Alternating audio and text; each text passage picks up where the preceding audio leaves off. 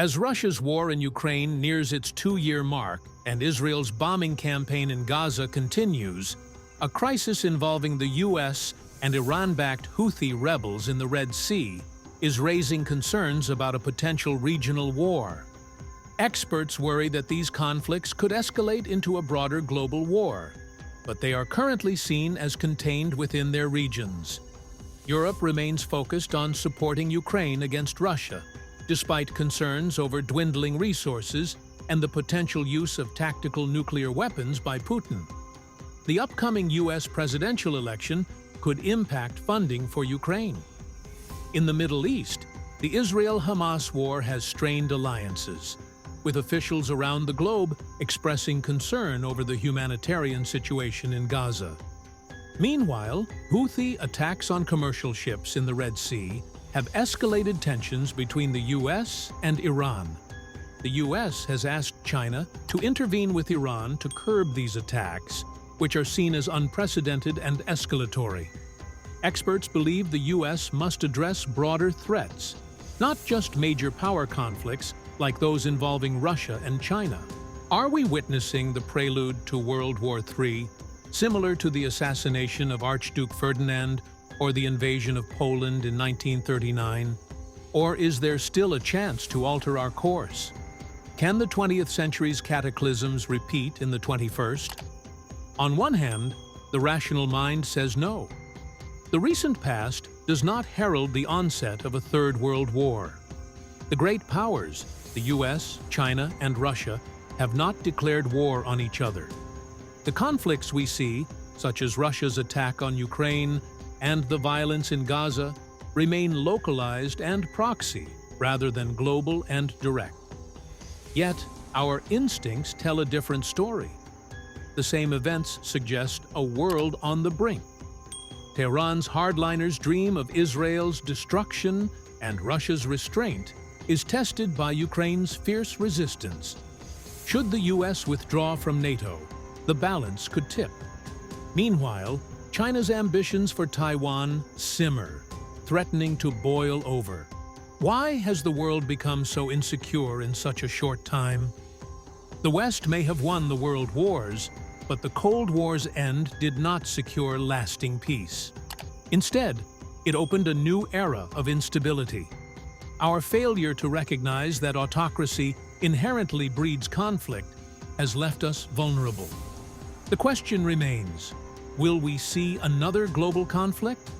The answer is uncertain, but the possibility is enough to unsettle. The world, instead of being secure, teeters on the edge. Let's talk alliances. Do the United States, China, and Russia support opposite sides of the conflict? The United States, driven by historical alliances and shared strategic interests, continues to support Israel, and despite the complexities, this relationship remains strong. On the other hand, China and Russia, each with their distinct geopolitical agendas, generally align themselves with Iran. Yet, should a larger regional conflict erupt between Iran and Israel, it is unlikely that China or Russia would engage in a direct military confrontation. China and Russia's support for Iran is motivated by more than just regional friendships. It also serves as a strategic counterbalance to U.S. influence. By backing Iran, these powers keep the U.S. engaged in a volatile region, thereby diverting its focus and resources. However, both Moscow and Beijing would likely prefer to keep this conflict within manageable limits, avoiding escalation into a broader, more direct war. Russia's alliance with Iran is partly rooted in their cooperation in supporting the Assad regime in Syria and in the military aid Iran provides to Russia, such as drones used in Ukraine. However, Russia's primary focus remains on Ukraine, where its strategic interests are more directly at stake. Similarly, China's primary concern in the Middle East is maintaining a steady flow of oil, crucial for its economic stability. This priority makes Beijing particularly averse to any conflict that could disrupt this vital supply. In essence, while the current alliances suggest a clear divide in support, The broader implications of a direct conflict between Iran and Israel would likely not extend to a great power war involving the US, China, and Russia. Meanwhile, Muslim countries have their say as well. Turkish Foreign Minister Hakan Fidan has warned that Israel's actions in Palestine, particularly against Hamas officials in Lebanon and Iranian targets in Syria, could escalate the ongoing conflict into a broader Middle Eastern war.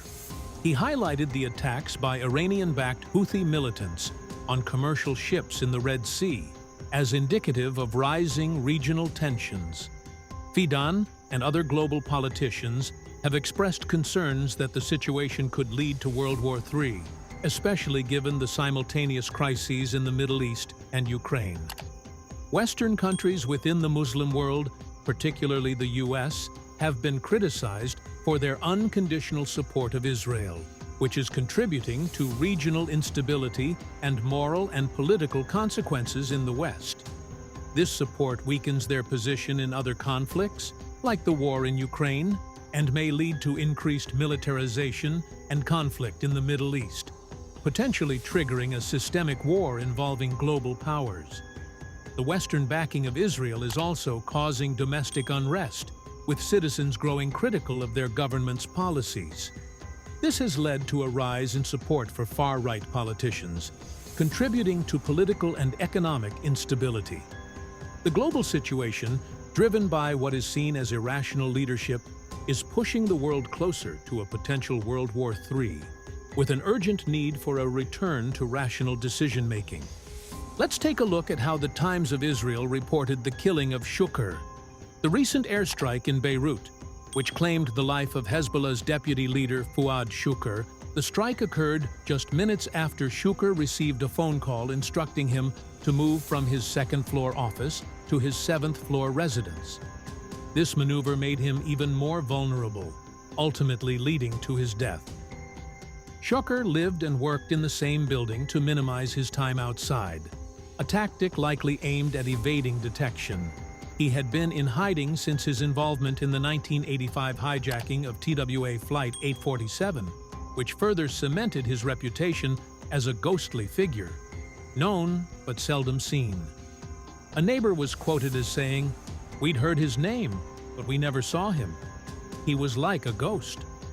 The Israel Defense Forces, IDF, carried out the July 30th strike, which resulted not only in Shukr's death, but also in the deaths of his wife, 2 other women, and 2 children.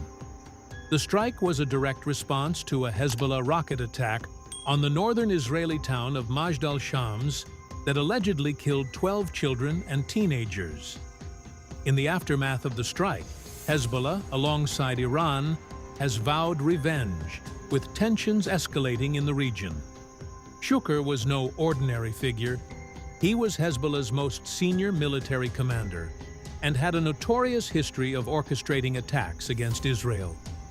He was instrumental in the 2006 cross-border assault that led to the deaths of 8 Israeli soldiers and the kidnapping of 2 others, an event that triggered a full-scale war between Israel and Lebanon. Shukr was also responsible for significantly expanding Hezbollah's rocket arsenal, making it the most heavily armed non-state actor in the region, with around 150,000 rockets. Trump criticized President Biden and Vice President Harris during an event focused on tackling anti-Semitism. He condemned their ongoing calls for a ceasefire in Gaza, arguing that it would only benefit Hamas. Trump remarked, "From the start, Harris has worked to tie Israel's hand behind its back, demanding an immediate ceasefire, always demanding a ceasefire." He added that this approach would only give Hamas time to regroup and launch a new October 7th style attack. Trump emphasized his support for Israel, stating, "I will give Israel the support that it needs to win, but I do want them to win fast."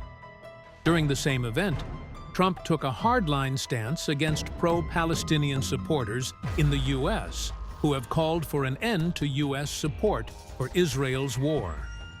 He labeled these individuals as pro-Hamas thugs and jihad sympathizers, and he threatened to arrest and deport them if he were to become president.